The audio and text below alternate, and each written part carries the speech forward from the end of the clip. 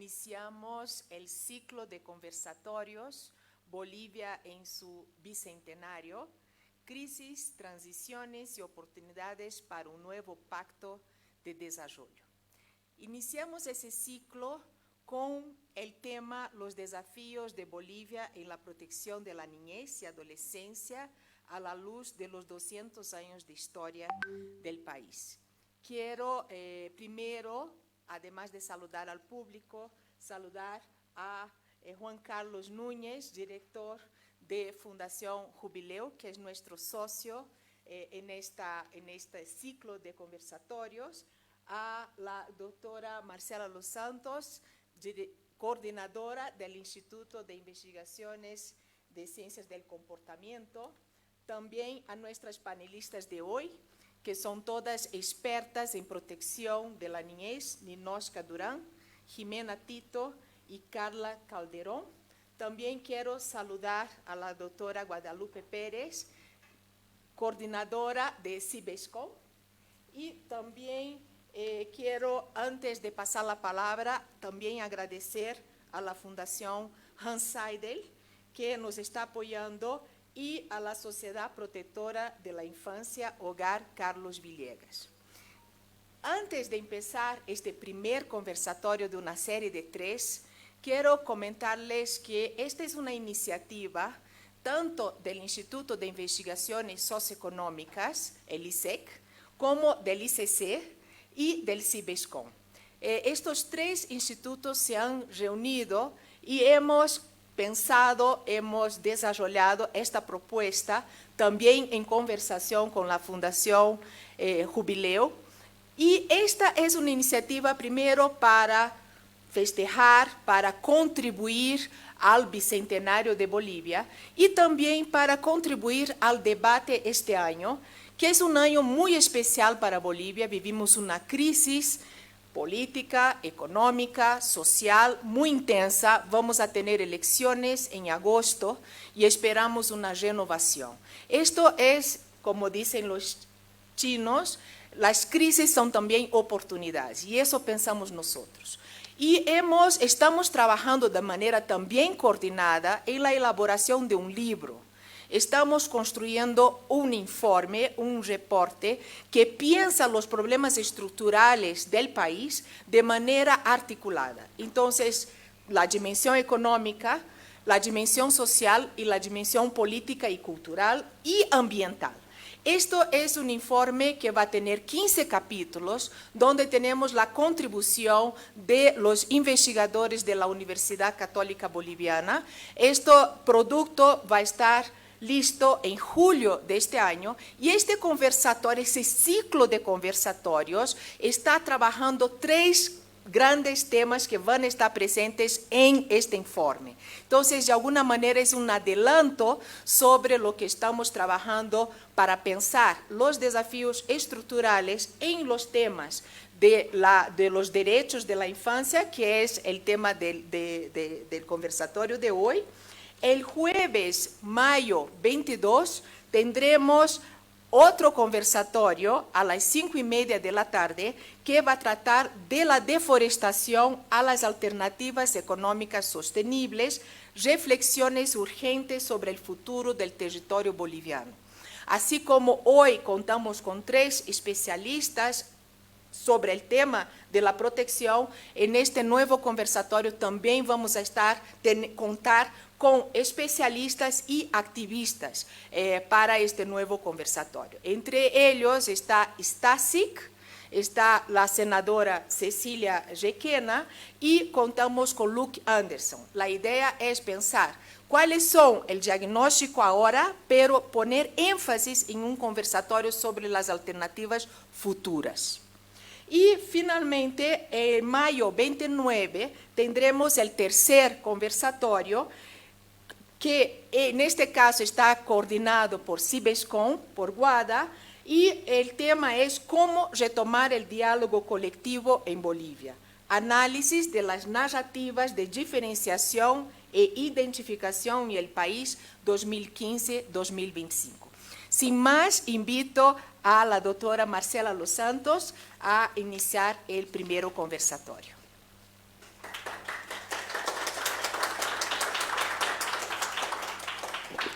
Muy bien, bienvenidos a todos y a todas. Para nosotros es un gusto inaugurar este espacio de diálogo que, como bien decía Fernanda, es tan necesario para Bolivia.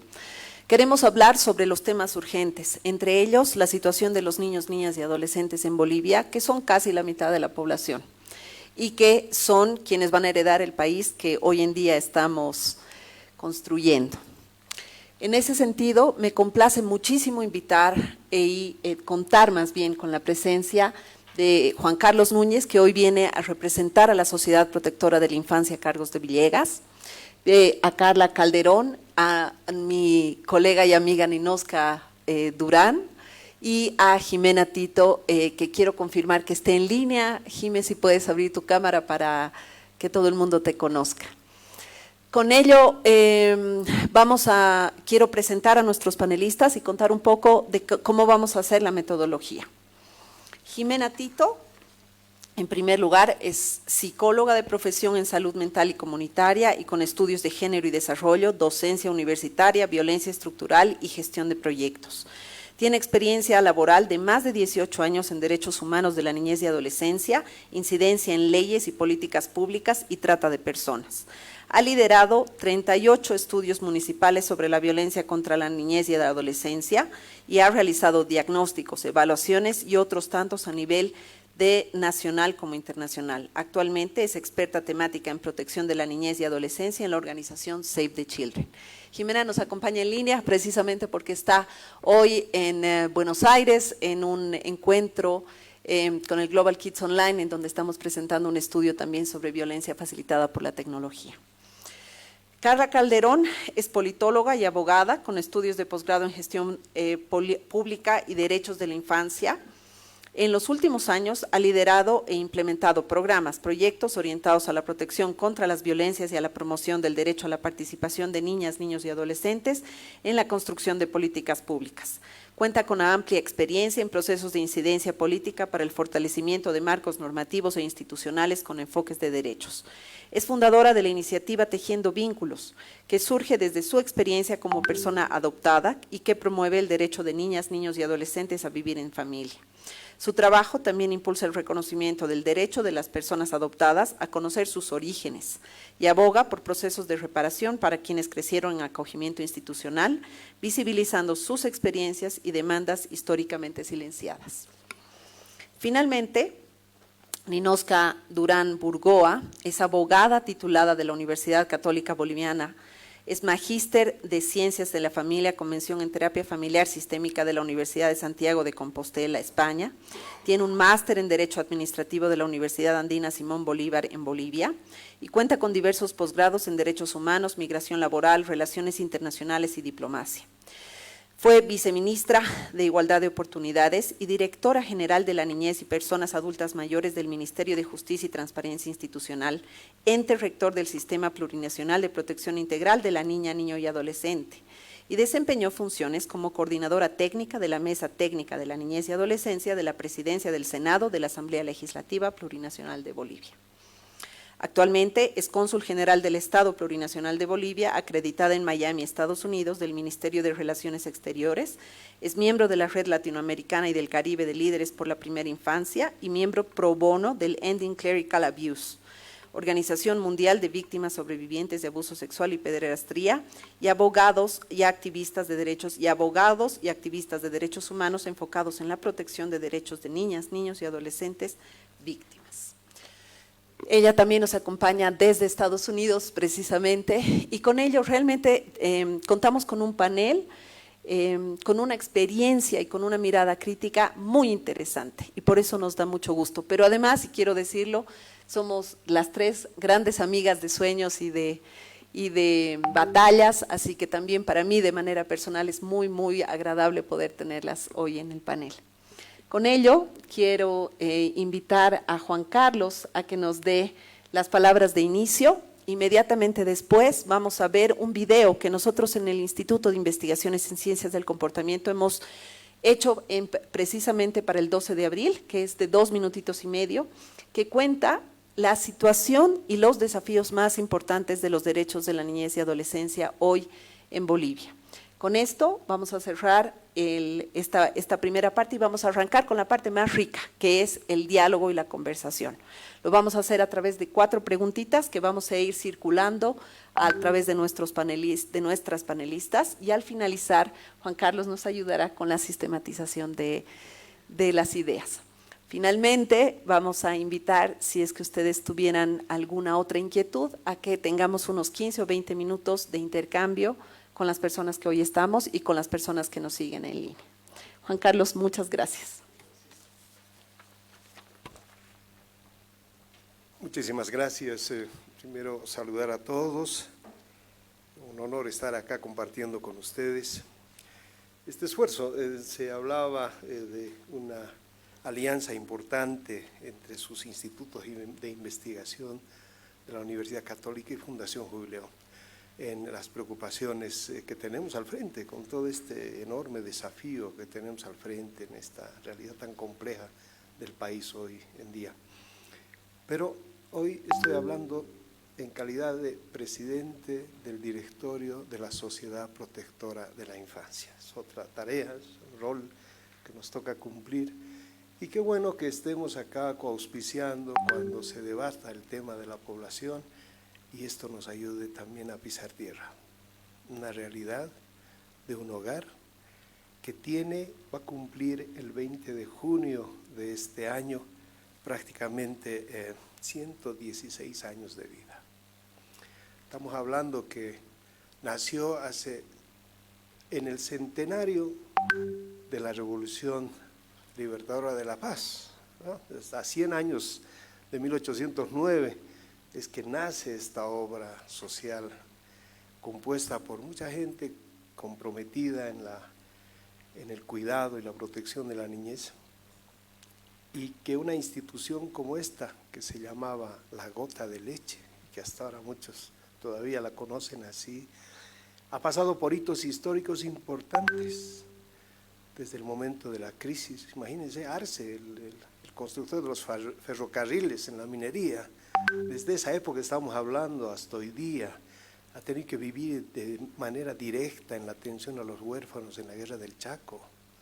Ha tenido que estar presente este hogar buscando responder en los momentos más críticos de la situación social que hemos vivido en el país. La década para no alejarme mucho del tema de los ajustes macroeconómicos que se hicieron en la década de los 80, también ha tenido que vivirlo de cerca con los efectos de la relocalización, cuando habían bebés abandonados en las ciudades por la situación tan compleja del shock social que había implicado esta situación. Este hogar ha tenido que impulsar un sinfín de iniciativas para llevar adelante un trabajo de protección, y todavía en la 20 de octubre tienen el lugar donde rota, y todavía hay bebés que dejan allá.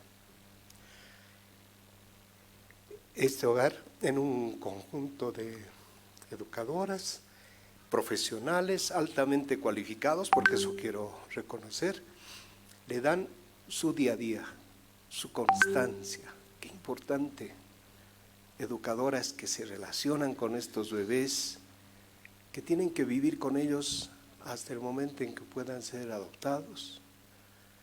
Y qué difícil volver otra vez a su recuperación psicológica. Necesitamos compartir con ellas tratamientos psicológicos, porque hasta ese momento se convirtieron en la madre de esos niños, de esos bebés. Esos elementos no los conocemos. A veces están las paredes ahí de la calle, de la avenida 20 de octubre, pero ahí adentro es un mundo de mucha ternura, de mucha fraternidad, de mucho encuentro, de mucha atención con los niños.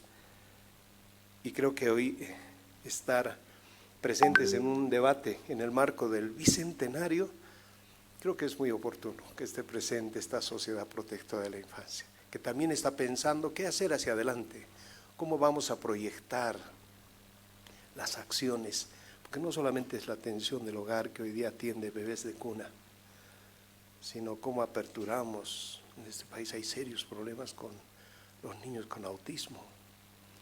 En este país estamos empezando a constatar las víctimas del feminicidio, que son niños, que en algunos casos inclusive están viviendo en las cárceles con sus padres, los que cometieron el asesinato. Esos temas que hoy día son parte, debe ser motivo de reflexión y de atención cuando hablamos de las investigaciones. Por eso decía, qué bueno que en la investigación académica también contrastemos con la realidad concreta, como esta que se vive en un hogar de niños que sigue atendiendo y que en muchos casos tiene que hasta sacar los profesionales. ¿Saben cuál es la gran alegría de ver a niños profesionales volviendo del exterior a visitar el hogar donde habían sido cobijados? Por eso, muchas gracias por todo lo que vamos a hacer hoy día en la mañana y bueno, pues espero que sea todo un éxito. Entiendo que el conversatorio fundamentalmente pretende validar los estudios, el análisis, la investigación y pues estaremos compartiendo con ustedes. Muchísimas gracias.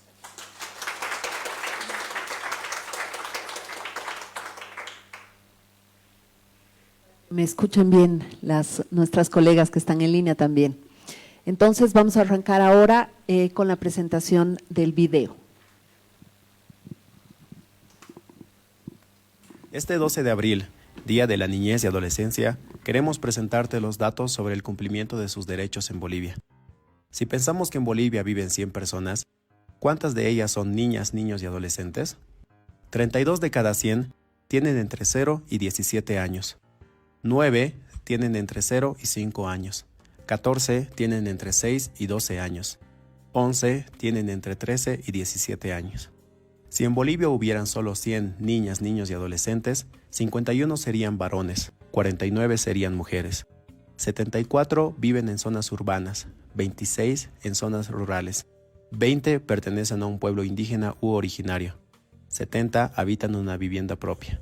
76 de cada 100 tienen acceso a Internet, pero 24 no tienen ningún tipo de conexión. 86 de cada 100 están registrados en algún seguro de salud. Sin embargo, 29 de cada 1000 mueren antes de cumplir los 5 años por causas prevenibles. 49 de cada 100 viven en situación de pobreza. 17 en pobreza extrema o indigencia. 31 de cada 100 no tienen acceso a agua por cañería. 37 de cada 100 fueron víctimas de violencia sexual o física en los últimos 12 meses, y de ellos 31 corren el riesgo de sufrir violencia nuevamente. 44 de cada 100 fueron agredidos por algún miembro de su familia.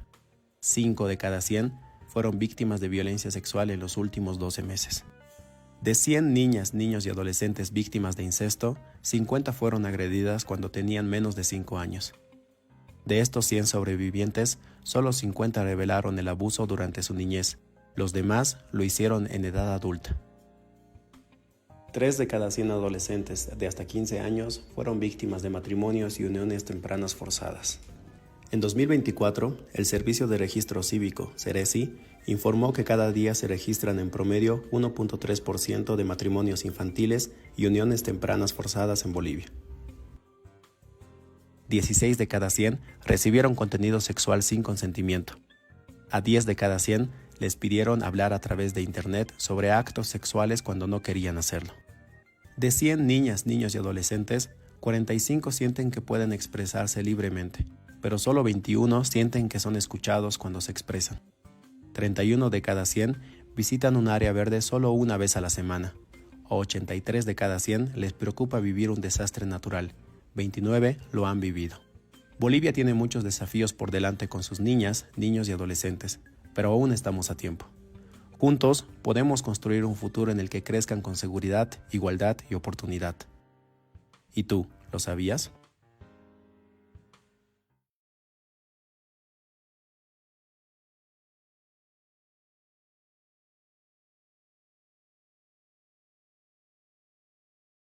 Este 12 de abril, Día de la Niñez y Adolescencia, queremos presentarte los datos sobre el cumplimiento de sus derechos en Bolivia. Si pensamos que en Bolivia viven 100 personas, ¿cuántas de ellas son niñas, niños y adolescentes? 32 de cada 100 tienen entre 0 y 17 años. 9 tienen entre 0 y 5 años. 14 tienen entre 6 y 12 años. 11 tienen entre 13 y 17 años. Si en Bolivia hubieran solo 100 niñas, niños y adolescentes, 51 serían varones, 49 serían mujeres. 74 viven en zonas urbanas, 26 en zonas rurales, 20 pertenecen a un pueblo indígena u originario, 70 habitan una vivienda propia. 76 de cada 100 tienen acceso a Internet, pero 24 no tienen ningún tipo de conexión. 86 de cada 100 están registrados en algún seguro de salud. Sin embargo, 29 de cada 1000 mueren antes de cumplir los 5 años por causas prevenibles. 49 de cada 100 viven en situación de pobreza, 17 en pobreza extrema o indigencia. 31 de cada 100 no tienen acceso a agua por cañería. 37 de cada 100 fueron víctimas de violencia sexual o física en los últimos 12 meses, y de ellos 31 corren el riesgo de sufrir violencia nuevamente. 44 de cada 100 fueron agredidos por algún miembro de su familia. 5 de cada 100 fueron víctimas de violencia sexual en los últimos 12 meses. De 100 niñas, niños y adolescentes víctimas de incesto, 50 fueron agredidas cuando tenían menos de 5 años. De estos 100 sobrevivientes, solo 50 revelaron el abuso durante su niñez. Los demás lo hicieron en edad adulta. 3 de cada 100 adolescentes de hasta 15 años fueron víctimas de matrimonios y uniones tempranas forzadas. En 2024, el Servicio de Registro Cívico, Ceresi, informó que cada día se registran en promedio 1.3% de matrimonios infantiles y uniones tempranas forzadas en Bolivia. 16 de cada 100 recibieron contenido sexual sin consentimiento. A 10 de cada 100 les pidieron hablar a través de Internet sobre actos sexuales cuando no querían hacerlo. De 100 niñas, niños y adolescentes, 45 sienten que pueden expresarse libremente, pero solo 21 sienten que son escuchados cuando se expresan. 31 de cada 100 visitan un área verde solo una vez a la semana. A 83 de cada 100 les preocupa vivir un desastre natural.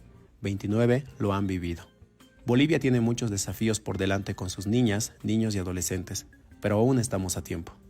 Juntos podemos construir un futuro en el que crezcan con seguridad, igualdad y oportunidad. ¿Y tú, lo sabías?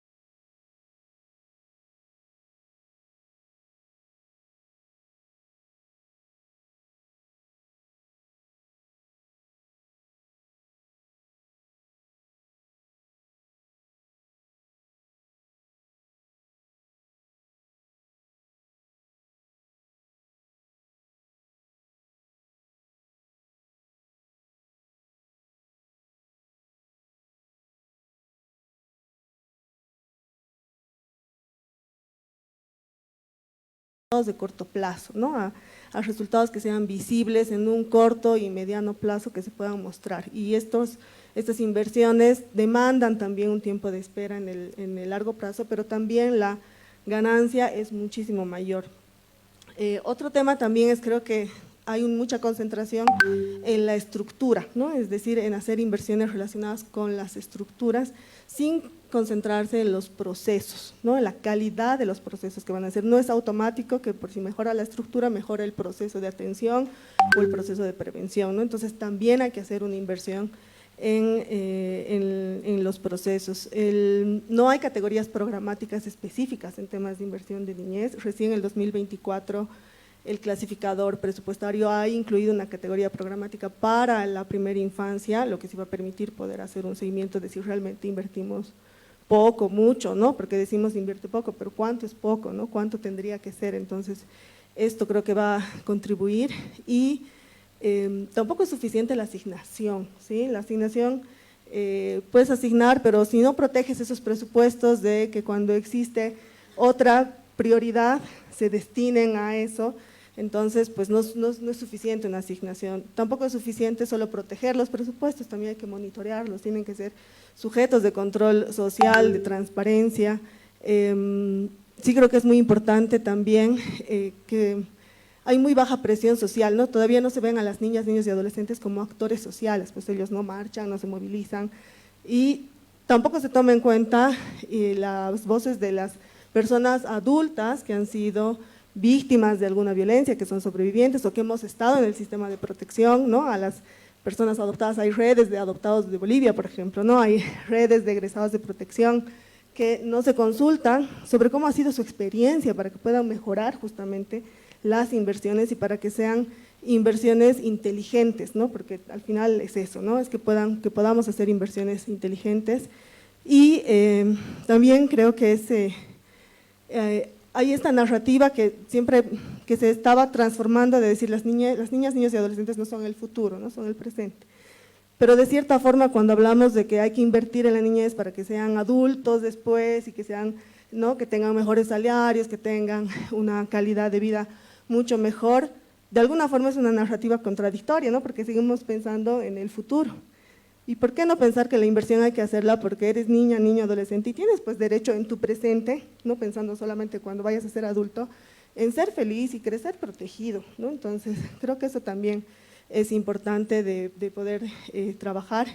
Y a mí también me parece interesante el que hay una baja exigibilidad desde quienes trabajan en el sistema de protección por más presupuesto.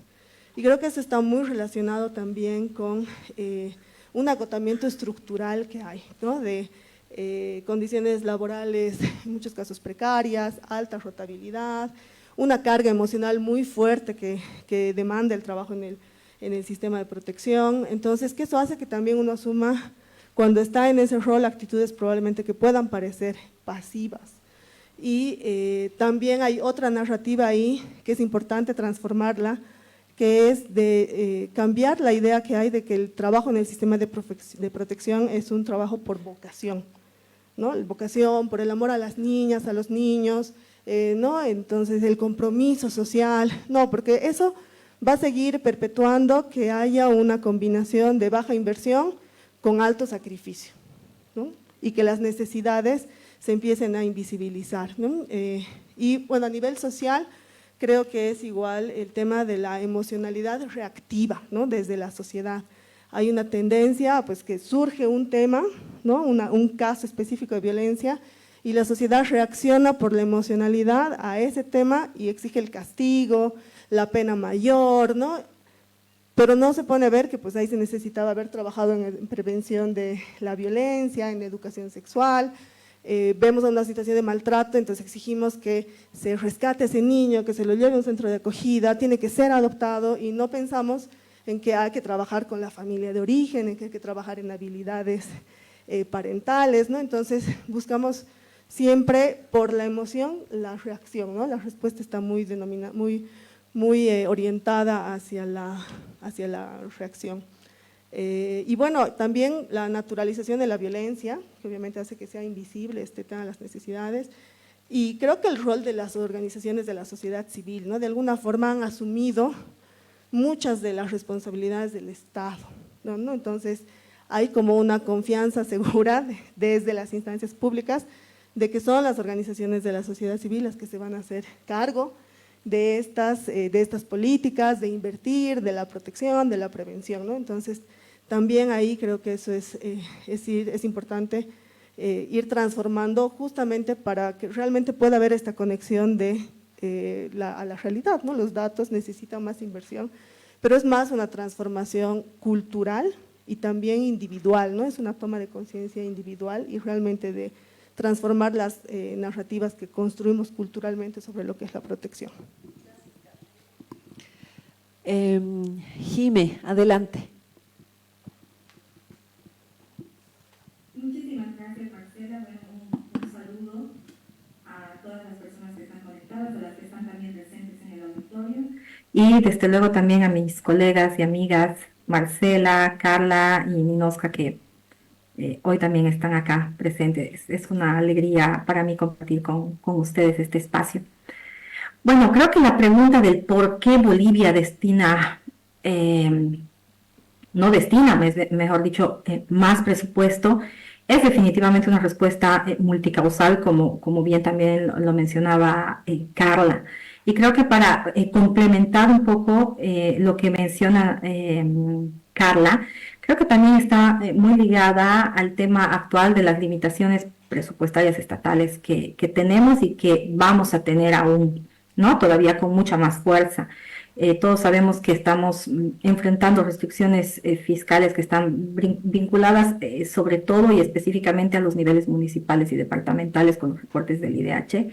Y esto afecta principalmente a la protección de los niños, niñas y adolescencia, de los niños, niñas y adolescentes, al problema de la violencia que sufren los niños, porque definitivamente hay también un desconocimiento y una invisibilización en sí, y también minimización del problema que en verdad representa la violencia en contra de los niños, la vulneración de sus derechos, etcétera. Entonces creo que a veces existe una percepción sobre que la violencia en contra de los niños, niñas y adolescentes son casos de repente aislados o no son lo suficientemente graves como para justificar mayores recursos. Y desde luego prima en todo esto un imaginario social mucho más grande en la población en general, pero también desde luego en las autoridades como parte de la sociedad, de este colectivo y de este imaginario social, donde pensamos que los problemas de los niños no se comparan con los problemas de los adultos.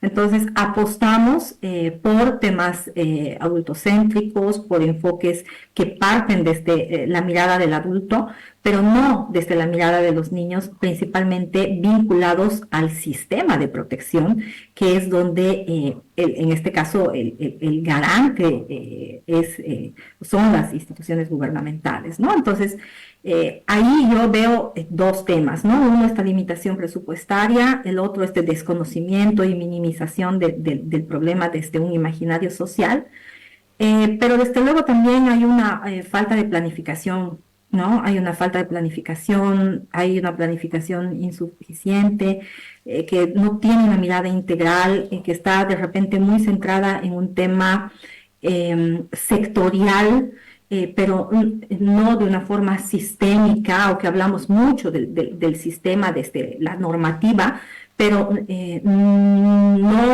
lo aplicamos de esa forma en el contexto en sí, y desde luego esto hace que la protección no sea una prioridad inmediata para el Estado. Y esto desde luego le resta ¿no? valor para que ellos puedan invertir o se pueda invertir más y además de una forma mucho más eficiente. Y otro tema que está también muy vinculado a esto es un cuarto tema, diría yo, es la falta de voluntad política y la sostenibilidad, ¿no? Definitivamente la asignación de recursos también pasa por un compromiso político, pero sostenido en el tiempo, ¿no? Con políticas públicas que realmente nos puedan permitir trabajar de una forma mucho más sostenida en procesos no de corto plazo, sino más bien de largo aliento, que no cambien con el gobierno de turno, sino que más bien mantengan una línea que nos ayude a poder dar continuidad a muchos de estos procesos, a muchos de estos esfuerzos que de repente se trabajan, se piensan desde cierta persona, cierta autoridad, cierto equipo de trabajo, cierto equipo intermultidisciplinario, pero que cuando existe un cambio, pues esto otra vez termina en cero. Entonces, creo que el tema de la sostenibilidad y esta voluntad política de apostar por la niñez, más allá de apostar por procesos que tengan un logo, un sello político, pues es algo que también nos hace mucha falta en el tema de la asignación presupuestaria. Gracias, Jimena. Ninosca, por favor. Bien, muchísimas gracias, Marcela. Antes de iniciar, un saludo cordial tanto a Jimena, Marcela, Carla, que me acompañan en este conversatorio. Un gran agradecimiento a la Universidad Católica Boliviana, mi alma mater, al Instituto de Investigaciones en Ciencias del Comportamiento y al Instituto de Investigaciones Socioeconómicas, al Hogar Carlos de Villega, que siempre está en mi corazón, a la Fundación Jubileo también, a todas y todas. Muy buenos días. Bueno, muchísimas gracias. Creo que escuchar a Carla y a Jimena ha permitido de repente reflexionar sobre puntos que si bien vamos diciendo en diferentes espacios, tiene muy poco ecos en la acción. Decía Silvio Rodríguez, ¿no? Yo he venido a hablar de cosas imposibles porque de lo posible se sabe demasiado. Y creo que ahora lo que necesitamos definitivamente es ser autocríticos de lo que está pasando en el país. A los 200 años de un bicentenario, que además coinciden con que este año se vienen unas elecciones, 35 años de la Convención de los Derechos del Niño, 11 años del Código del Niño o Niña Adolescente, generar este tipo de debates realmente no solo es una necesidad académica, sino una necesidad, un pacto que deberíamos generar no solamente a nivel político, sino académico, social, comunicacional y comunitario también. Pero de hecho me parece también bien importante iniciar esto señalando que creo que estos espacios tienen que estar fuertemente arraigados a la participación de las niñas, niños y adolescentes como sujetos de derechos, sí, pero también como actores sociales, comunitarios, históricos de todo este proceso que se ha venido construyendo en el país en relación a los derechos de la niñez y adolescencia. A la pregunta, para ser más concretos, y creo que todavía vamos a tener una conversación más larga, pero yo me ponía a pensar cuál es el elemento clave del por qué no avanzamos con presupuesto público. Y creo que el elemento fundamental es que no hemos tenido la capacidad de romper con las estructuras coloniales, adultocéntricas y patriarcales en nuestro Estado, en el Estado boliviano. Y esto hay que decirlo enfáticamente, ¿no? Seguimos alentando poner en una bolsita que está rota, de repente moneditas y moneditas que caen, pero al final de todo no tenemos resultados eficientes.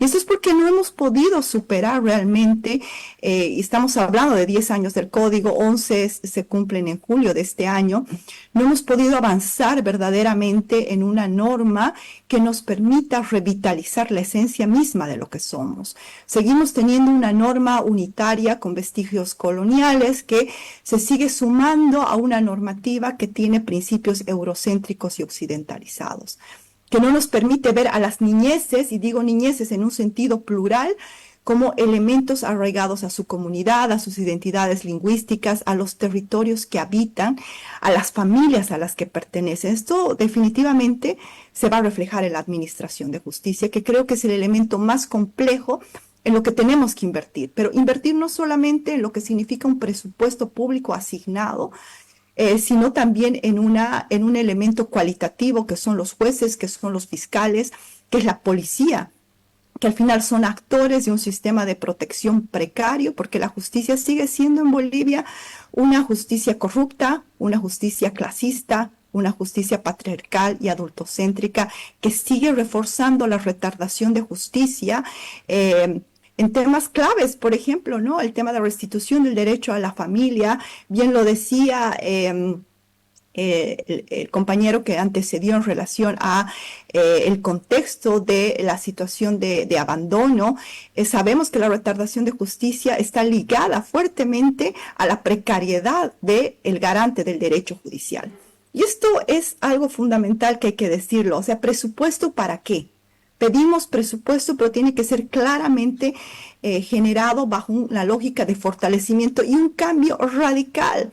Yo creo que después del proceso, en el proceso postconstituyente y después de un mandato constitucional el año 2009, fuimos tímidos, fuimos realmente miedosos al enfrentar y decir, vamos a hacer una reforma de justicia, pero una reforma de justicia que incluso inicie con lo verdaderamente importante de las sociedades, que son las niñas, niños y adolescentes.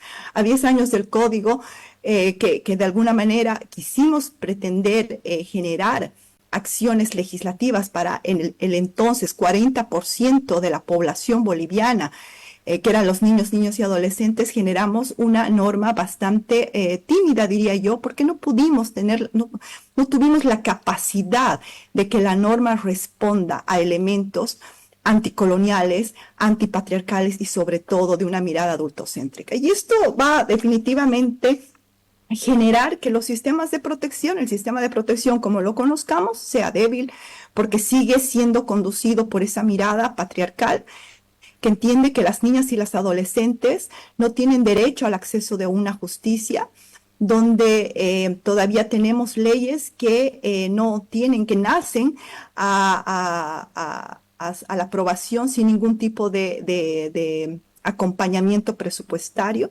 Entonces yo pensaría, compañeros, compañeras, que definitivamente hablar de presupuesto es hablar de la capacidad que tiene que tener el Estado, la sociedad y familia, como esta relación tripartita en la que podamos derribar un andamiaje colonial, adultocéntrico y patriarcal. Creo que esta lógica va a permitir que cualquier presupuesto, por más chiquitito que sea, permita la eficiencia, un Estado eficiente y presente en la vida de las niñas, niños y adolescentes. Todos estos elementos, no solamente, y esto quienes hemos estado en la administración pública y quizás seguimos, pero principalmente en el sistema de protección, sabemos que no solamente es un tema de recursos, porque tenemos a un alcalde, a un ministro, a un concejal que no saben qué hacer con ese presupuesto público, que al final del año de la gestión lo único que van a tener es la acumulación de un presupuesto público que no ha sido ejecutado en actividades, en acciones y en formulación de política pública concreta que cambie, que mejore la vida de las niñas y niños. Entonces, no solo creo yo que se trata de más presupuesto, sino de un presupuesto eficiente, de autoridades que tengan el convencimiento que hay que invertir y hay que generar el recurso y hay que ejecutar el recurso en categorías específicas que vayan a planificar la gestión municipal, departamental o nacional. Yo creo que ese es el principal problema, no solamente la falta de recursos, sino esta ausencia de autoridades y, como decía Jimena, de una voluntad política coherente al momento de hablar de los derechos de las niñas, niños y adolescentes. Yo solo voy a dejar esto y quizás vamos a retomar después, pero definitivamente voy a insistir que seguimos teniendo vestigios coloniales, no hemos podido avanzar en un Estado que realmente retome una identidad al momento de hablar de la pluralidad de las niñeces.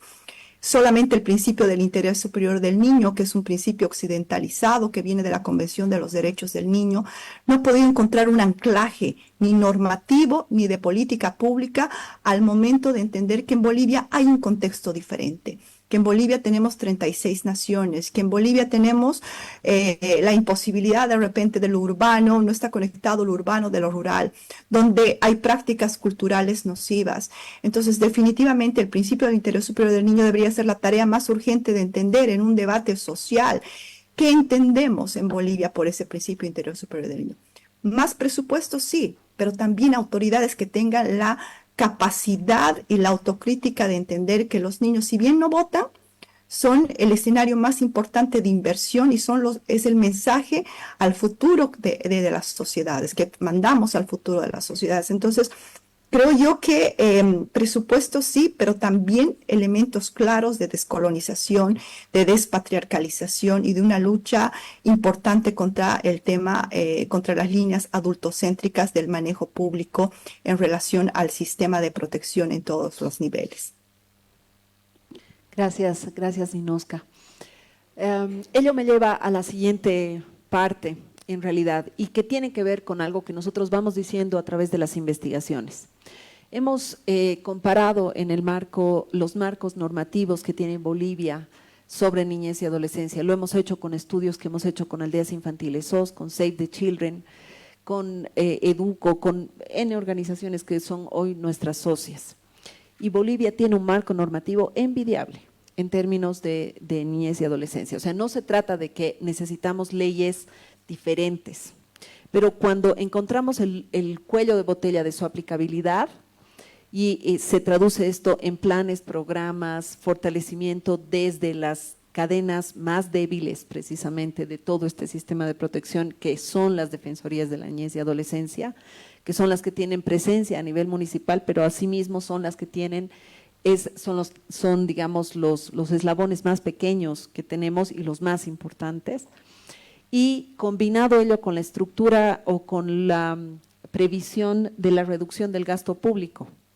No sé si hemos estado siguiendo seguramente todos nosotros los discursos de nuestros candidatos presidenciales y todos hablan de la reducción del gasto público y para nosotros que trabajamos en el sector de niñez y adolescencia es tremendamente preocupante. Tremendamente preocupante porque el sector de niñez y adolescencia resulta ser precisamente por lo que decía Carla, el quizás menos defendido, menos público, ¿no? Menos precisamente por lo que decía Ninoska en este estado tan adultocentrista, patriarcal que estamos hoy todavía arrastrando, es el debate más difícil, es ¿y qué van a recortar? Ya hay recortes importantes. Las defensorías de la niñez y adolescencia están trabajando 9 meses al año en varios lugares, porque los contratos son en línea, por lo tanto no tienen continuidad en personal, ¿no? Y terminan 9 meses y tienen que descansar 3 para no tener que pagarles los beneficios sociales. Y ese es un temón para nosotros. Entonces, pensando en esta situación, invito a la segunda pregunta y es, ¿cómo convocamos al futuro gobierno y a los gobiernos subnacionales, porque este no es solo un tema del gobierno central, a entender que el recorte en el gasto público no puede ser el recorte al sector de niñez y adolescencia?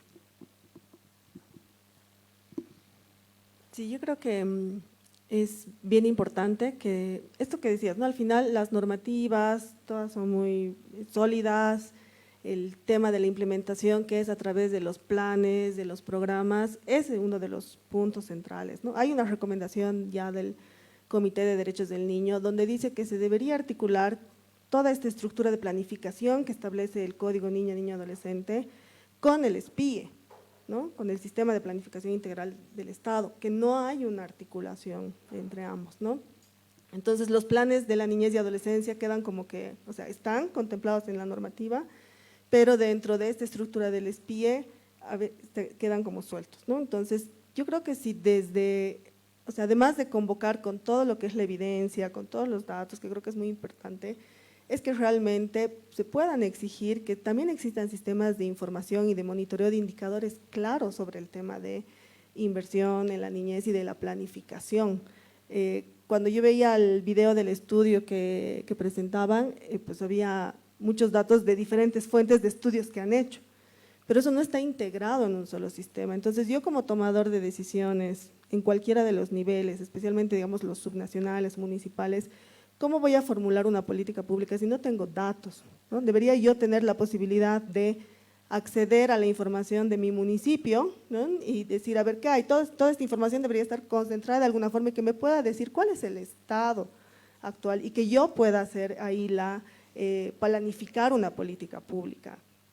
Creo que es importante que se asignen presupuestos mínimos, ¿no? Es decir, un cumplimiento obligatorio de un porcentaje de presupuesto, aunque sea bajo, o sea, es decir, si sabemos que hay un recorte, pero de ese recorte pues tiene que haber un presupuesto mínimo que tiene que cumplirse, y es también lo que decía Ninosca, ¿no? O sea, que realmente se puedan hacer inversiones eficientes. También lo mencionaba Jimena, las inversiones y la planificación es muy sectorializada. Se concentra, o sea, asociamos que inversión en la protección es solamente la Defensoría de la Niñez o el CDGES o el CDPOS, pero si nosotros tenemos la capacidad de mirar que el derecho a la protección es un derecho que va en cadena con todos los demás derechos, se puede hacer mucho más, aún con los recursos mínimos. Si yo en cambio climático, en atención de emergencias y desastres, invierto y asigno un presupuesto para que pueda yo destinar a mecanismos de protección, a medidas de protección cuando hay una situación de emergencia, no estoy invirtiendo directamente en la defensoría, ¿no? Pero sí lo estoy contemplando, ¿no? Y lo mismo en las otras áreas, ¿no? Entonces, creo que hay que empezar a ampliar estas miradas, no solamente la sectorialidad, pero sino también mirar más allá la protección de qué es la atención de casos. Yo revisaba me he puesto ahí a ver el plan del PGD de este ciclo, 21-25, el del 16-2020 y el del 2006-2011. Evidentemente, en cómo están formulados estos tres planes nacionales, hay una diferencia del primer plan, ¿no? del ciclo del 2006 al 2011, donde se hablaban de estrategias, se hablaba del bono Juancito Pinto, se soñaba con la erradicación de la violencia, la eliminación del trabajo infantil. Ya en el siguiente ciclo de planificación ya se empieza a concretar algunas cosas más. Por ejemplo, se hablaba mucho de niños en situación de calle, familias sustitutas para niños en situación de calle, reinserción a niños en situación de calle, trabajo infantil, ¿no? Como que había una… Y ya en este plan, en este ciclo, en el PGD que tenemos actualmente, se habla de prevención de violencia en el contexto escolar, se habla de reducción de la violencia, pero cuando se habla de la reducción de la violencia se ponen indicadores o metas muy relacionadas a la atención, ¿no? Entonces se mide el número de casos que son atendidos por la FELCB, ¿no? El número de mujeres que denuncian violencia intrafamiliar. Entonces, si ese es mi marco de planificación general, y yo municipio o gobierno departamental tengo que formular mi PTDI, que después de ese PTDI va a ser el marco para el plan de niñez y adolescencia, y no tengo los indicadores de prevención, porque los indicadores del plan general me están diciendo que me oriente a la atención, entonces, ¿cómo voy a invertir? Entonces, yo creo que más allá de que solamente pedir a las nuevas autoridades, ¿no? Al nuevo gobierno que vaya a estar, que no reduzca, es que pueda dar lineamientos claros de esta planificación con presupuestos mínimos y con planificación donde realmente haya indicadores donde se puedan hacer monitoreo y seguimiento también, ¿no? Y creo que también es y voy a reiterar siempre, ¿no? El tema de la participación de las niñas y los niños y los adolescentes. Yo creo que es algo que se debería abogar porque en estos procesos que están electorales se dialogue. Y la consulta, o sea, hacer una encuesta, hacer una consulta, sí es participación, pero no es una participación plena, ¿no? Porque es un dato, un número al final que me está dando una encuesta, ¿no? O sea, creo que deberíamos empezar a exigir también desde la sociedad civil, desde la academia, que se sienten, ¿no? Las personas adultas, las autoridades, los candidatos, las candidatas, a dialogar y escuchar a las niñas y a los niños y a los adolescentes, y también, como decíamos, a los adultos, a las personas adultas que han pasado por el sistema de protección, que son sobrevivientes a situaciones de violencia en su niñez y adolescencia, ¿no? Gracias Carlita. Jime, adelante. Gracias, Marcela. Sí, bueno, creo que Carla muy bien decía, ¿no? El tema de poder justamente trabajar desde una mirada distinta, ¿no? Yo creo que sí tenemos que sentar a los precandidatos presidenciales para conversar sobre el tema y convencerles justamente de invertir y de además poner la mirada en un tema tan vital y tan importante como es la niñez en Bolivia y principalmente la protección de los niños, niñas y adolescentes, creo que tenemos que partir nosotros mismos desde una mirada mucho más amplia y más estratégica. Percibo que de repente la protección de la niñez ha quedado reducida no al sistema de protección, sino al servicio de protección de la niñez. Y esto le da una mirada atomizada al problema, le da una mirada pequeña a un problema macro. Entonces, creo que es muy importante el poder empezar a trabajar, a retomar en realidad estos planes, estas políticas que eran mucho más integrales, que apostaban por algo mucho más grande, más estratégico, pero que tengan justamente el objetivo de poder abordar absolutamente todas las formas, tipos y manifestaciones de violencia que hoy se están dando en Bolivia y en el mundo. Tú bien decías el tema de las normas, ¿no? De que tenemos bastantes normativas, etcétera, que estoy completamente de acuerdo. Sin embargo, justamente ahora reflexionando en este evento al cual estoy asistiendo en Buenos Aires, conversábamos justamente sobre el tema de qué está pasando con los entornos digitales, a qué tipos y manifestaciones de violencias nuevas nos estamos enfrentando y de repente no las estamos percibiendo. Entonces, cuando hablo de no atomizar el problema solamente a los servicios, también me refiero a no atomizar la violencia a un tipo de violencia o de repente a centrarnos como en los planes multisectoriales que ahora se trabajan, como enfocarnos solamente en la violencia sexual, por ejemplo, ¿no? Que está muy bien hacer énfasis en la violencia sexual porque es un problema grande en Bolivia, pero no podemos dejar por fuera otras manifestaciones y formas de violencia que se están dando, que de repente son muchísimo más crueles, son muchísimo más duras, están afectando de una forma mucho más inmediata al desarrollo de los niños, niñas y adolescentes. Entonces, creo que el poder también nosotros cambiar este chip para transmitir de que no estamos hablando de algo pequeño, de algo que está ahí en el aire, sino que definitivamente es mucho más grande que eso, pues también tiene que partir de nosotros, ¿no? Incluir actores, incluir elementos del sistema de protección que están contemplados en el Código Niño, Niña, Adolescente, pero que de repente no los consideramos al momento de implementar o no consideramos actores que son clave como parte del sistema de protección de los niños, niñas y adolescentes. Entonces, esto es mucho más grande y el problema merece justamente la intervención de absolutamente todos, ¿no? Entonces, creo que darle esta mirada estratégica y grande al mismo tiempo para poder llegar, ¿no? a estas personas, a futuros tomadores de decisiones, a futuros gobernantes del país, es vital para que puedan comprender que esto es mucho más grande y que las consecuencias, pues, son desde luego tremendas para el país y desde luego mucho más para la niñez. Muchas gracias, Jimena. Ninosca, por favor. Sí, coincido plenamente con lo que dice Carla y Jimena en relación primero al tema de la planificación, que creo que tiene que estar, que ha sido un esfuerzo que se han hecho en diferentes gestiones, pero sin resultados realmente importantes. Y todo lo que mencionaba Jimena, que me parece importante en relación a no mirar unidimensionalmente, no solo la violencia, sino no quedarnos o reducirnos únicamente al tema del servicio, sino un sistema de protección como tal. En este contexto, y yo creo que de alguna manera ante esta crisis política que ha exacerbado insultos, promesas de revancha, los derechos de la niñez son el termómetro real del compromiso político electoral.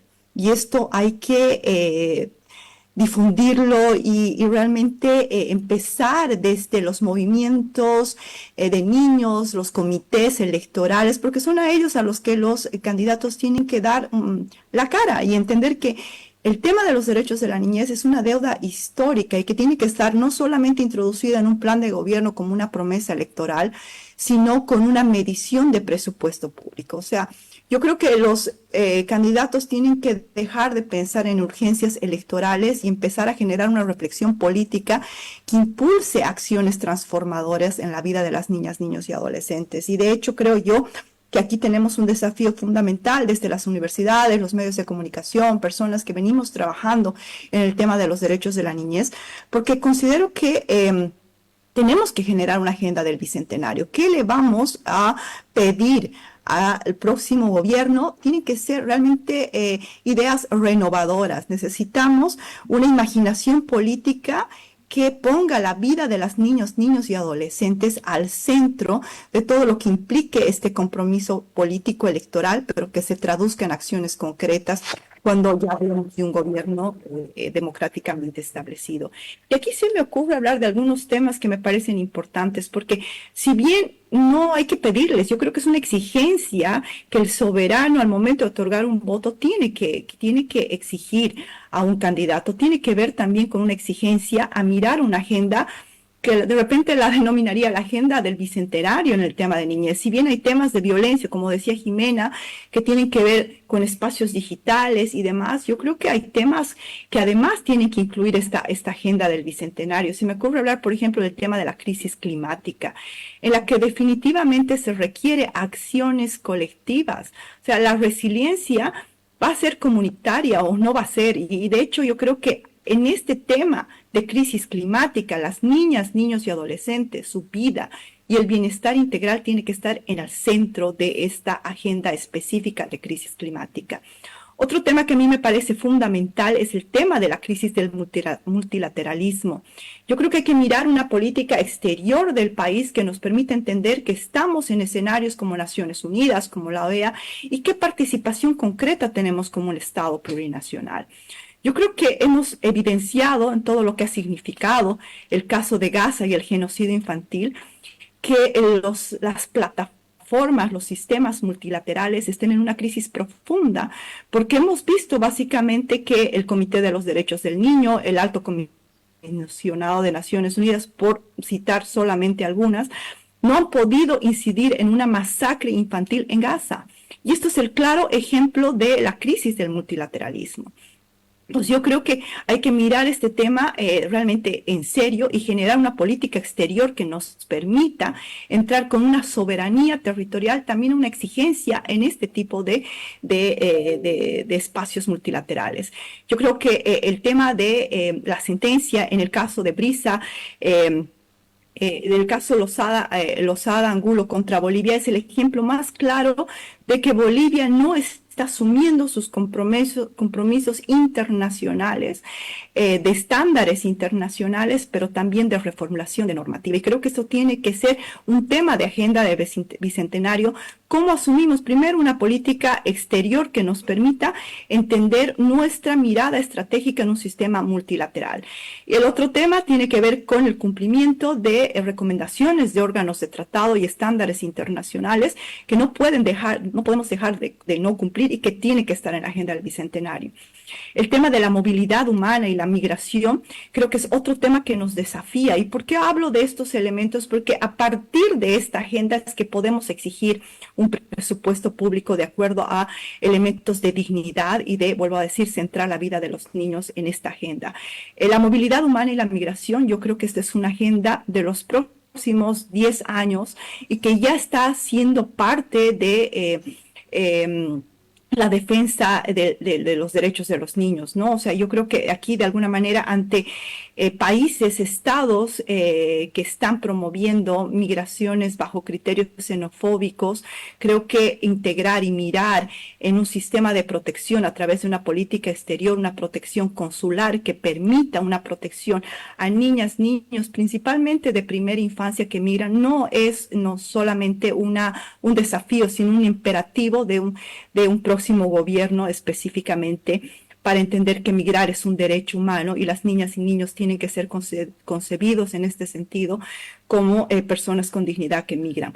Hablo de esta agenda del Bicentenario, Jimena, Marcela, Carla, amigos, amigas, porque creo que esto tiene que ser el pilar fundamental para la exigencia del recurso público, no solamente como promesa electoral, sino también como un programa de gobierno que tenga que responder a las niñas, niños y adolescentes bajo un sistema, como bien decía Jimena, de protección, no de servicios, y yo me animaría a decir, para cerrar este punto, que ese sistema de protección tiene que generar mecanismos comunitarios, autonómicos e intersectoriales. Yo creo que la gran deficiencia y el estancamiento del sistema de protección tal cual está diseñado ahora tiene que ver con que no existe la capacidad de elementos comunitarios autonómicos de los 3 niveles y un tema intersectorial que nos permite hablar de un verdadero sistema que responda a las necesidades de las niñas, niños y adolescentes.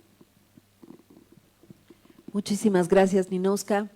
Y con ello hablábamos con Juan Carlos hace un ratito que vamos a romper el protocolo. Es hora de abrir la conversación hacia a la gente porque los vemos con ganas de hablar, ¿no?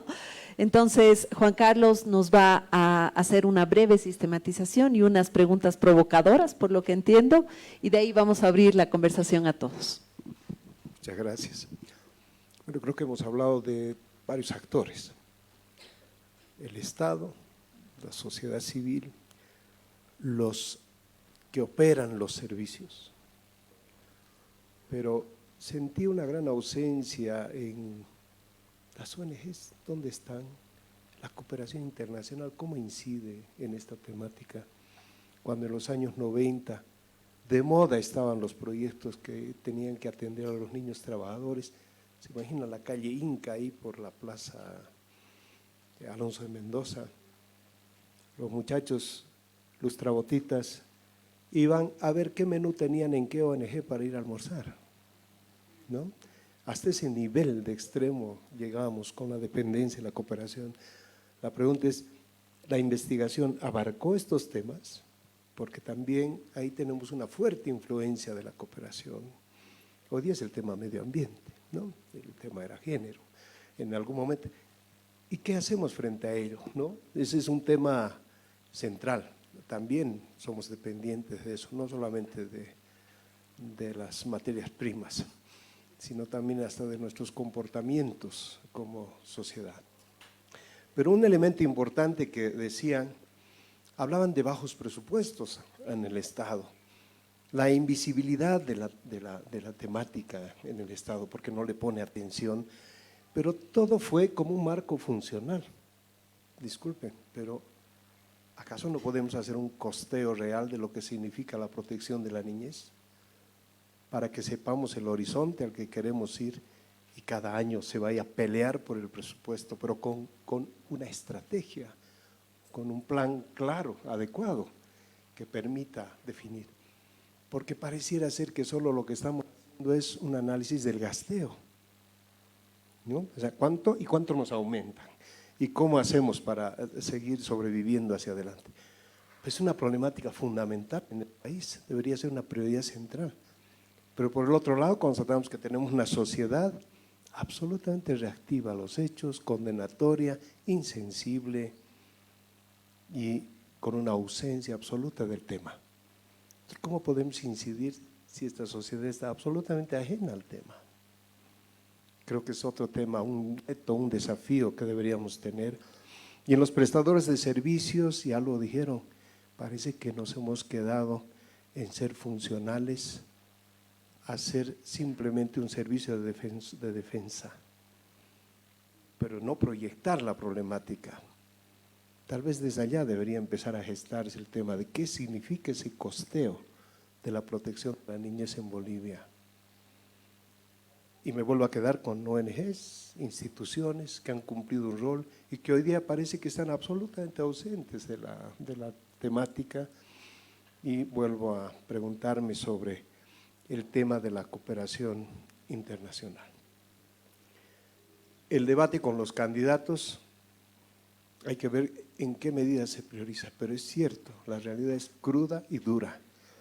No solamente vamos a hablar de situaciones complejas en la ausencia de recursos por este problema energético. hasta de hambruna, tal vez en el país. Porque no vamos a tener diésel ni para cosechar, ni para sembrar, ni para… ¿Cómo vamos a funcionar? No es más de los efectos del cambio climático. ¿Dónde queda esta problemática frente a ese escenario tan complejo que vamos a tener? ¿Dónde lo ubicamos? Me parece estos temas como los que deberían empezarnos a motivar, a reflexionar en una mirada más integral y que la exigencia a los candidatos sea pues respuestas reales, posibles, factibles. La honestidad es un tema fundamental. Cuando uno sabe dónde está pisando, hay más confianza y hay más posibilidades de dialogar. Pero si nos ofrecen demagogia y el sol y las estrellas, imposible poder calcular dónde vamos a poner el ancla para poder trabajar. Gracias, gracias Juan Carlos. Con estas ideas los invitamos. Ahora sí, y les voy a pedir, creo que el presi se ha salido. Andy, ¿me das una manito pasando el micrófono, porfa?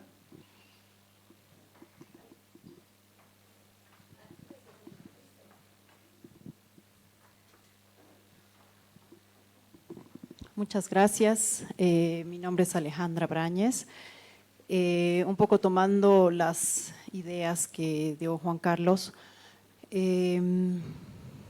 Bueno, creo que realmente voy a hablar de mi caso en particular. Cuesta mucho el hacer visible un problema que es invisible, ¿no? Por falta de interés político en general, pero también por este tema de que la sociedad tampoco está viendo el problema como tal, ¿no? Entonces, pienso que es importante no solo hablar de un presupuesto para la parte judicial, para el sistema judicial, sino que hay que hablar de presupuesto para generar sensibilización en la sociedad de qué es violencia, qué implica la violencia, qué secuelas tiene la violencia en los sobrevivientes, ¿no? Y también es importante generar conversación sobre qué podemos hacer desde donde estamos para poder colaborar, ayudar a que disminuya la violencia, ¿no? Entonces, aparte de eso, o sea, mientras no lo veamos como sociedad, como un problema, no nos vamos a involucrar, ¿no? Entonces, creo que este es un punto importante en el que tenemos que conseguir este presupuesto, como digo, para generar una sensibilización en la sociedad, para generar presupuesto que no he escuchado ahorita en las ponencias en educación. Ahorita, como decía la Marce, nuestra normativa es maravillosa, ¿no? O sea, realmente se habla de prevención, pero en la práctica no está pasando esto. Entonces, tenemos que hablar de un cambio también de mentalidad en cómo podemos proteger a nuestros niños, niñas y adolescentes desde las escuelas, desde la casa, desde la comunidad educativa en general, pero para eso tenemos que educarnos, ¿no? Entonces, son varias aristas que hay que ir trabajando, pero pienso que para hablar de una planificación sí hay elementos ahorita base que nos pueden llevar a esta planificación. Bueno, por otro lado, compartirles, yo soy sobreviviente de violencia sexual infantil y hoy veo, o sea, estoy tan metida en estos temas justamente porque veo que más de 30 años después de mi propia experiencia, los padres no saben cómo proteger a sus hijos. Los niños, como yo en su momento, no sabía lo que me estaba pasando. Por lo tanto, vuelvo a este tema de sensibilización, ¿no? Si no sé cuál es el problema, no puedo atacarlo. Entonces, me parece que es importante al momento de poder involucrar, digamos, a los políticos, tal vez generar una articulación entre todas las personas de la sociedad civil que estamos trabajando en esto para empezar tal vez a ver cómo planificamos esto y los ayudamos a ellos que no tienen ni idea, porque además su visión está en el tema económico, cómo vamos a resolver la gasolina, el diésel, la canasta familiar. Entonces los ayudamos les mostramos la importancia y desde qué punto tienen que empezar a trabajar para generar esta agenda que decía Ninoska y generar compromisos claros, ¿no? Gracias.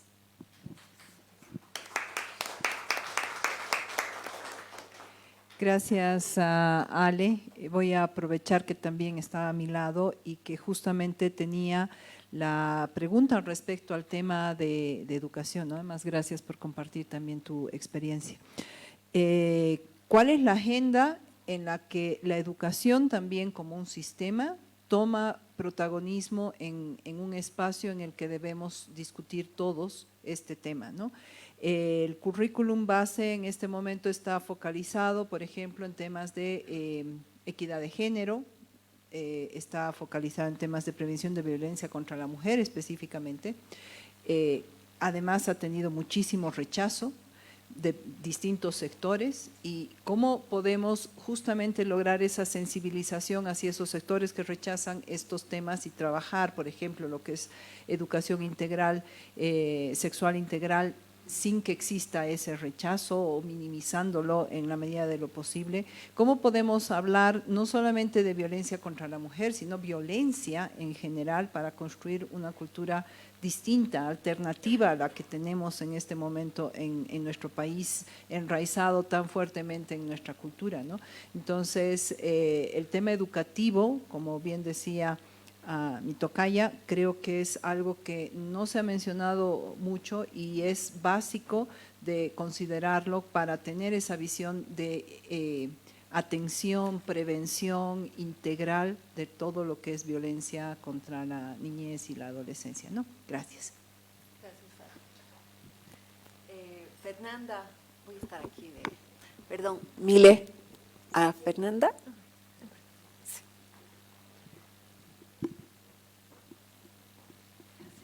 Bien, primero quiero agradecer, ¿no?, por todas las ideas, los problemas que se han puesto sobre la mesa, ¿no? Yo creo que tener ese tipo de espacios también lo que realmente nos hace falta, ¿no? O sea, sentar con esa sindéresis entre varios y conversar e intercambiar con esta razonabilidad, ¿no? O sea, no de manera emocional, reactiva. Me llamó mucho la atención las reflexiones, ¿no?, de ustedes que están metidas de manera tan intensa en esa problemática. Pensando, ¿no?, en el problema del compromiso, de la capacidad de pensar de manera estratégica, ¿no?, de tener un horizonte a dónde queremos llegar, cómo nos soñamos como sociedad, ¿no?, qué Estado necesitamos, esta mirada integral y no sectoralizada, ¿no?, esta mirada en prevención, en la construcción de una sociedad que cuida, ¿no?, una sociedad donde hay roles, hay ese principio del cuidado, ¿no?, y que articula todos los sectores, articula la educación, articula la salud, la nutrición, la vivienda, el barrio, la calle, las universidades, las iglesias, todos los actores, ¿no?, alrededor de una misión común, ¿no?, que es cuidar. Entonces, mirando eso, la importancia de la participación, de la escucha activa, ¿no?, de los actores, ¿no?, y pensando, por lo tanto, también en los roles institucionales. Yo tengo una pregunta, ¿no? ¿Cuáles serían estas políticas públicas innovadoras, ¿no?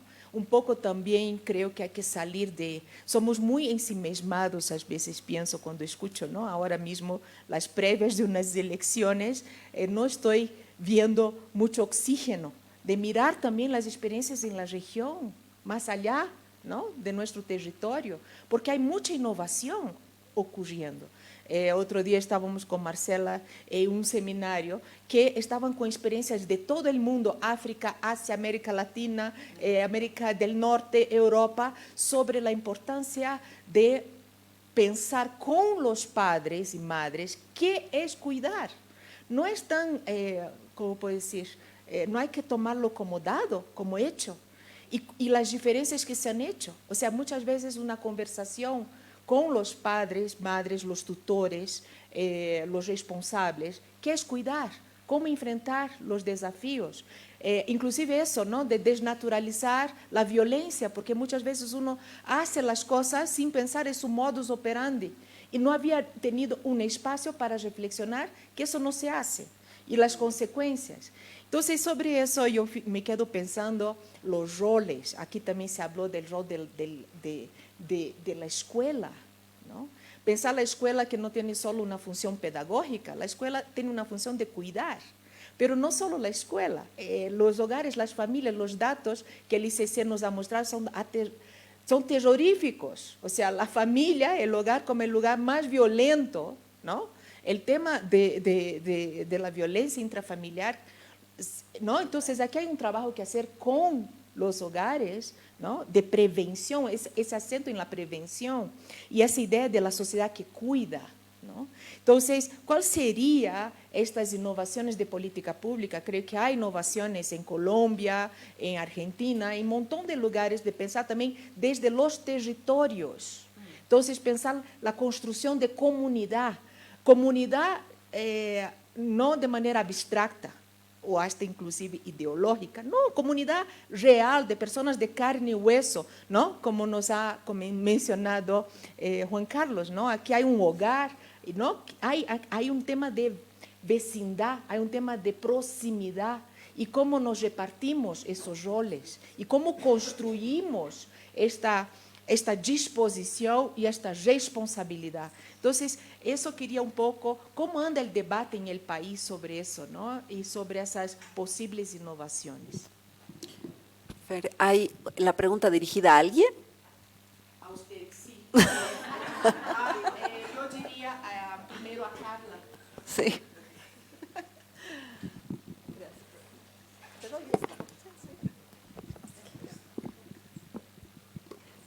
Gracias. Sí, gracias, Fernanda, porque creo que has introducido, ¿no?, este término importante del cuidado, ¿no? Yo creo que cuando vemos hacia adelante hay que ver hacia atrás primero, ¿no? Entonces, si nos imaginamos hacia 10, 20 años posteriores, yo me imagino primero, o sea, pienso en cómo estábamos hace 20 años, el 2006, y justo cuando revisaba este tema de los planes de desarrollo, y me lo he copiado aquí así textual, como decía el PGDES del 2006, cuando hablaba del Estado capitalista, neoliberal, ¿no?, hacía referencia a que el Estado se deslindó de las responsabilidades en la protección de los sectores poblacionales más vulnerables, con políticas patriarcales y adultocéntricas que se manifiestan en el maltrato, abandono, explotación laboral y explotación sexual. Y la respuesta a eso que se identificaba el 2006 era invertir en el sistema de justicia, en la reforma del sistema de justicia. 20 años después, Ninoska lo mencionaba también, ¿no? Seguimos con las políticas patriarcales, adultocéntricas, ¿no?, con una ausencia del Estado en la protección de los derechos. Entonces, yo voy a lanzar esto así, o sea, claramente el sistema de protección no funciona, pues, ¿no? Se ha fallado como tal, como diseño, como sistema, como tal. Entonces, hay que seguir pensando en que hay que seguir invirtiendo en los sistemas de justicia, ¿no?, en sistemas que generalmente van orientados a lo punitivo, ¿no?, al castigo, porque finalmente cuando hablando también igual desde mi experiencia personal, cuando se aplica una medida de protección para separar a un niño de su familia porque está sufriendo violencia y llevarlo a un centro de acogida, eso está lleno de prejuicios, estereotipos sobre la familia de origen, sobre las desigualdades, sin un desconocimiento de las desigualdades que pueden haber, y es un castigo. Entonces, hay que seguir invirtiendo en eso. ¿Dónde está lo innovador? Y lo innovador está también esto que mencionabas, ¿no? Es que dejar de invertir en sistemas de castigo, ¿no?, en sistemas reactivos, y empezar a invertir en sistemas de cuidado, ¿no? Yo creo que ya el sistema de protección, y lo hemos hablado con muchos colegas, aquí con Atami, por ejemplo, también, ya es un término que conceptualmente hay que empezar a cuestionarlo, ¿no? O sea, realmente necesitamos seguir hablando de eso, tenemos que hablar más bien de fortalecer estructuras de cuidado colectivo y comunitario, Y ahí es un rol importante el de los municipios, ¿no? Y ahí va a estar este trabajo con la comunidad educativa, ¿no? El tema de la educación sí es importante, hay los planes de convivencia pacífica y armónica, y así, pero otra vez es un plan que cómo se mide, al final es un taller, termina en un taller, en una campaña, pero ahí en la escuela, en la unidad educativa, es un núcleo donde se puede trabajar mucho el tema de educación emocional, donde se puede trabajar justamente en el tema de las masculinidades cuidadoras, ¿no? O sea, ya tienen que dejar de ir solamente las mamás a las reuniones de padres de familia, se tienen que dejar de llamar reuniones de padres de familia, y que van solamente hablando sin madres, o sea, ahí son los núcleos, ¿no? de este acercamiento del Estado, o sea, hay un Estado, el sistema de protección actual que tenemos es ausente, pero al mismo tiempo es estatal, ¿no? O sea, concentra en el Estado, no va al territorio. Entonces yo creo que es muy importante el que se pueda trabajar esto y también desde el mismo Estado los estereotipos con los que se siguen juzgando a las familias que atraviesan situaciones de vulnerabilidad, ¿no? Porque si no después acabamos midiéndolos con estándares de cuidado que son ajenos a las condiciones de vulnerabilidad que tienen, ¿sí? Entonces, creo que eso es muy importante, ¿no? Que creo que hay que empezar a dejar de mirar y tal vez de cambiar realmente la mirada en el sistema de protección, ¿no? Y realmente pensar en sistemas de cuidado, en sistemas comunitarios, en lo colectivo, en la responsabilidad que yo tengo, porque se ha hecho tanto énfasis en el tema de la denuncia, de la visibilización de la violencia, que sí, yo puedo denunciar la violencia, puedo denunciar que mi vecina ha dejado a sus niñas solas y que, no sé, algo ha pasado y yo puedo llamar a la 156 y denunciar, ¿no? Y van a venir y van a rescatar a las niñas, las van a llevar a un lugar seguro. Pero la respuesta debería ser otra, ¿no? O sea, yo vecina debería poder ir y decir, te ayudo, digamos, ¿no? ¿Cómo te puedo apoyar, digamos, ¿no? Con el cuidado, porque yo sé que no hay acceso para que tú dejes a tus niños en un centro de cuidado infantil. ¿Cómo me involucro yo? ¿Dónde está esta mi corresponsabilidad como sociedad también, ¿no? Y creo que eso es, y ahí también viene muy ligado con esto del rol de las organizaciones de la sociedad civil también, ¿no? Es también, y de las instancias privadas que trabajan en la protección, ¿no? O sea, es dejar de ver el tema del asistencialismo, de pensar también en recuperar en los territorios, llevar todo esto al territorio, a la comunidad, el recuperar estos valores de cuidado colectivo, ¿no? Dejar esta indiferencia que hay, ¿no? Y esto creo que es importante, ¿no? Transformar realmente. O sea, creo que ya deberíamos dejar de hablar de fortalecer un sistema de protección que claramente desde el 2006 hasta ahora, cuando ya se había diagnosticado cuál era la problemática, no ha funcionado como lo hemos estado haciendo, ¿sí? Gracias, Marce. Bueno, yo felicitarlas porque me parece que es un excelente estudio, extraordinario, tan extraordinario como es el reto, creo yo, porque el reto es llevar esta información a la gente, más que solamente al político, porque el político es político, pero creo yo que es muy importante que la gente se informe. En estos últimos 20 años por lo menos, Bolivia ha vivido un boom enorme de ingresos, pero la gente estaba distraída, ¿no? Preocupada en que hayan canchas en lugar de quién jugaba en las canchas, ¿no? O quién debería jugar en canchas. Entonces creo que llamar la atención a la niñez y a la adolescencia es fundamental en este periodo, más aún considerando que estamos entrando, o sea, Bolivia está entrando en una profunda crisis económica y la crisis lamentablemente en muchos casos conlleva violencia, ¿no? Y la violencia se acrecenta. Entonces creo yo que es muy importante sensibilizar a la sociedad, informar a la sociedad, involucrar a la gente en este tipo de problemáticas, más aún, yo creo que con mayor razón, en este momento en el que estamos entrando como país y como sociedad, ¿no? El tema económico va a ser muy complejo y eso tiene que llamarnos la atención y particularmente en el tema de violencia hacia niños y adolescentes. Hay que generar políticas de contención, políticas de prevención, porque esto además golpea a los más vulnerables generalmente, ¿no? Entonces hay que ver que haya consistencia, que hayan políticas, que así como hablamos de políticas de ajuste, hayan también políticas y propuestas de cómo vamos a contener a esa población que va a ser la más golpeada y la más afectada por este tipo de problemas. Desde la Fundación Jubileo venimos insistiendo desde hace años en temas de fondos de ahorro, por ejemplo. Claro, cuando hablábamos de fondos de ahorro con el gas, la gente decía, está tan lejos, ¿qué me importa, no? Pero el que Bolivia hubiera generado un fondo de ahorro soberano estilo noruego, era para que ese fondo sirva para garantizar la inversión y el gasto social en el largo plazo. porque el presupuesto sube y baja. Ahorita nos preocupamos cuánto presupuesto asignan, ¿no? Pero cuando el presupuesto cae, generalmente cae, todos los gastos sociales y demás se contraen.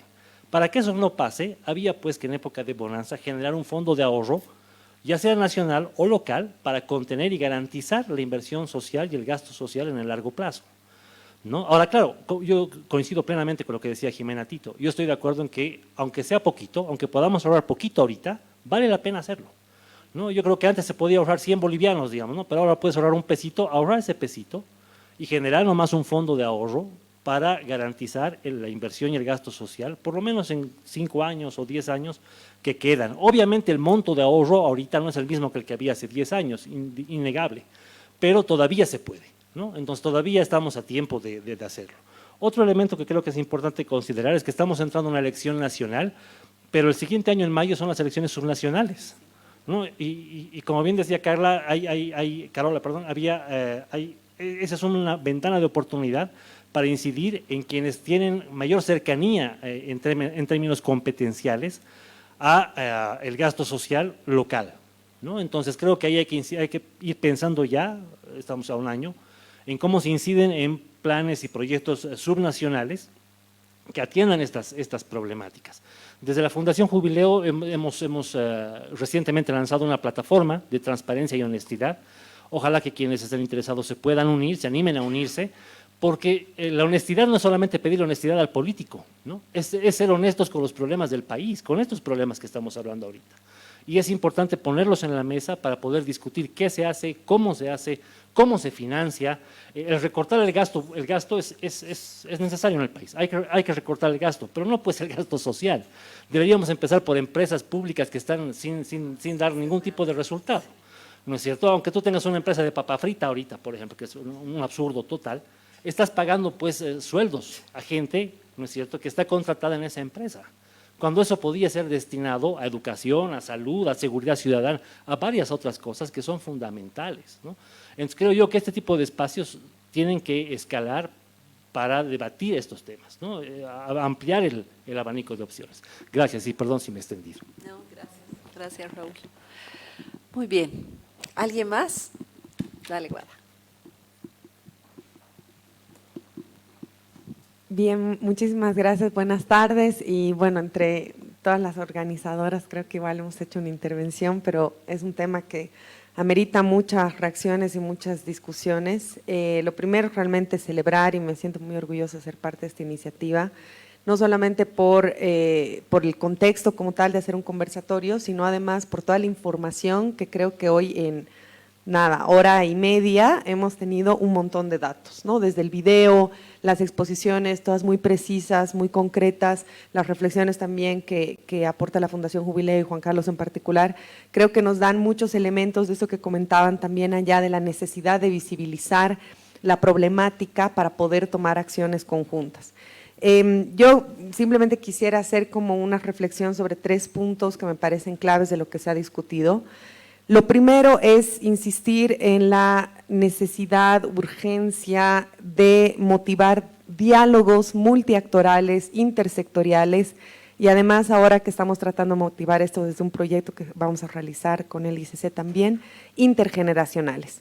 Creo que algo que mencionó Ninoska en alguna de sus presentaciones era en este tipo de eventos que son académicos, que está muy bien, que los tenemos ahorita con una fundación, con nosotros como académicos. También creo que vale la pena alentar espacios de discusión donde haya gente de campo, precisamente representantes de organizaciones sociales, de movimientos sociales, del sector rural también, porque creo que también esas voces desde la experiencia nos permiten generar otro tipo de reflexión. Y en ese sentido, nosotros estamos empezando a motivar un encuentro multisectorial sobre el tema de la gobernanza social del agua, que además sea intergeneracional, porque en estos espacios no escuchamos precisamente a los niños, niñas y adolescentes. Entonces hablamos por ellos, ¿no? O pensamos sobre ellos, pero tampoco tenemos sus voces presentes. Y creo que algo que mencionaba, me parece Jimena, es sobre estos comités, por ejemplo, de representación de los niños, niñas y adolescentes, y pienso que es muy valioso también que estos espacios los tratemos de alentar en el futuro para también tener otros sectores, para también tener otras voces y otros orígenes también, porque creo que aquí más o menos todos compartimos un cierto contexto. En ese sentido creo que es clave entonces motivar este diálogo multiactoral, intersectorial e intergeneracional, y también traer las voces de la cooperación internacional y de las ONGs, y alguien hablaba de esta crisis un poco de multilateralismo. Yo digo, bueno, cuando hablaban por ejemplo de lo de Gaza y evidentemente el horror que estamos viendo con todo lo que está ocurriendo allá, al mismo tiempo son recursos que siguen siendo necesarios, entonces cómo también traer esas voces para poder motivar un debate que no puede depender solamente del Estado, aunque el Estado tenga una capacidad y una potestad. Creo que este desafío que tenemos como país en todos los ámbitos es un desafío colectivo, multiactoral, donde realmente tenemos que ver cómo cada uno pues aporta con esto que decía el colega, con su pesito, ¿no? O sea, realmente tenemos que ver cómo lo hacemos. Y ahí creo que algo que a mí, digamos, me hace falta en este tipo de espacios es que creo que es imprescindible y fundamental visibilizar lo que decía la colega, la problemática. Pero también creo que es importante evidenciar las experiencias que nos permita pensar las soluciones, ¿no? Y por eso creo que la pregunta también que hacía Fernanda me parece clave. ¿Qué metodologías innovadoras podemos traer para poder trabajar estos problemas? Y desde ese lugar, como por ejemplo, para mí además de la pedagogía y del tema educativo y del tema de salud, es fundamental pensar en las artes como un espacio de trabajo profundo de sensibilidades con la música, el arte, el teatro. Tenemos en el Alto la experiencia del Teatro Trono, por ejemplo, que trabaja con adolescentes en situación de calle. Entonces, cómo esas experiencias también nos permite pensar en potenciales soluciones. Y creo que quizás ahora algo para pensar en estos conversatorios es que además de visibilizar todos los puntos de la problemática que son multicausales, como decían también las colegas, es también pensar, bueno, ¿y qué hacemos a partir de esto? ¿No? ¿Cómo empezamos a atacar esto sabiendo que tenemos un tema presupuestario? Pero, y solo cierro con esto, creo que el presupuesto económico no es el principal desafío, quizás como cuando Carla decía, el principal problema es cultural. Y lo cultural se trabaja con narrativas, se trabaja con discursos, se trabaja con normalización de ciertos discursos y narrativas de estamos mal, o los niños no tienen que hablar, o la mujer tal, ¿no es cierto? Entonces, más bien cómo, y esto me parece súper importante lo que decías, cómo poder fortalecer el tejido social más cotidiano, cómo trabajar de nuevo con las vecindades, cómo trabajar de nuevo con las familias, con la familia extendida, ¿no? Y cómo reconfigurar estas narrativas, que en el fondo el costo es mucho menor, digamos, pero que probablemente sea mucho más profundo, aunque nos tome más tiempo hacerlo, ¿no? Eso, gracias. Gracias, Juan. Muy bien. ¿Alguien más? Dale, Fernando. Buenas tardes. Yo quería insistir, o de repente tal vez hasta ese sentido, como que estamos empezando a denunciar a esto del presupuesto. Es verdad que podemos sensibilizar, llegar de otra forma, pero debemos insistir en que el presupuesto o los recursos no se debería poner en discusión. No es porque va a haber una crisis, vamos a empezar a bajar y nosotros también vamos a decir, ok, es la crisis, y empezamos también nosotros a comprender eso y empezar a afectar esto. Creo que nosotros deberíamos seguir insistiendo en mantener lo que hay hasta ahora y seguir luchando, vamos a decir, o seguir posicionando de decir, oye, necesitamos más recursos. Hace rato alguien decía, estamos acostumbrados a que de repente otras organizaciones puedan, qué sé yo, atender el tema social. De repente el Estado solamente está viendo cómo funcionar con lo mínimo. Tal vez los recursos solamente está llevando al funcionamiento del Estado como tal. Pero si nosotros bajamos, vamos a decir, los brazos y decimos sí, empezaremos a ceder sobre el tema presupuestario, sobre los recursos, creo que nosotros estamos empezando a también a apoyar al Estado de decir, sí, esto no es importante, otras personas lo van a hacer, otros actores, otros sectores, qué sé yo. Creo que el desafío, como dice el título, vamos a decir, de este conversatorio, es seguir insistiendo que los recursos son importantes, se deben destinar y tal vez el rol de las organizaciones es ver cómo acompañamos en la aplicación de estos recursos y también cómo hacemos o exigimos esta rendición de cuentas, porque es verdad lo que decía Ninoska, que en los municipios, en las gobernaciones no se aplican los recursos, generalmente hay un porcentaje donde a fin de año no sabemos qué hacer, pero es porque también no hay una exigibilidad de cómo estos recursos se están aplicando y qué rendición de cuentas nosotros podríamos pedir a las autoridades, ¿no? Entonces, creo que el desafío es insistir, no bajar, más bien ver cómo, a pesar de la crisis, seguir exigiendo al Estado que debe aplicar más recursos. Gracias. Muy bien. Gracias a todas, a todos por este espacio, por estas ideas, por estos sueños, por estas luchas. Definitivamente algo que hace falta es mayor presencia en el territorio. Algo que nosotros hemos estado hablando precisamente con nuestros colegas de Aldeas Infantiles SOS es de la necesidad de volver a conectar con los territorios, de dejar de planear en oficinas y estar más en la calle, con la gente, que las organizaciones sociales, que las organizaciones, precisamente las ONGs, vuelvan a estar con la gente, ¿no? Otra cosa que es tremendamente importante y que sostengo, Fernando, es el también sostener la demanda sobre el tema del presupuesto. No es una casualidad que nosotros hayamos arrancado con esta pregunta. Tenemos serias preocupaciones de lo que va a acabar sucediendo si nosotros no hablamos del tema y ponemos en la agenda la necesidad de sostener el presupuesto para niñez y adolescencia, para prevención, para atención y para proyectar el estado que queremos para las niñas, para los niños y los adolescentes en Bolivia. Y lo último con lo que me quedo es la innovación social y comunitaria, la necesidad de innovar social y comunitariamente, pensar nuevas estrategias. Creo que estos espacios que estamos haciendo y que además, déjeme decir, celebro muchísimo porque estamos haciendo esto no desde un instituto, sino desde la Universidad Católica, así como en este proceso de pensarnos como articuladores de un diálogo apartidista, ¿no? Un diálogo que nos ayude a reflexionar y que vuelva la universidad al centro de estas cosas, al centro de estos diálogos. Pero también es cierto y reconozco que nos han faltado los niños.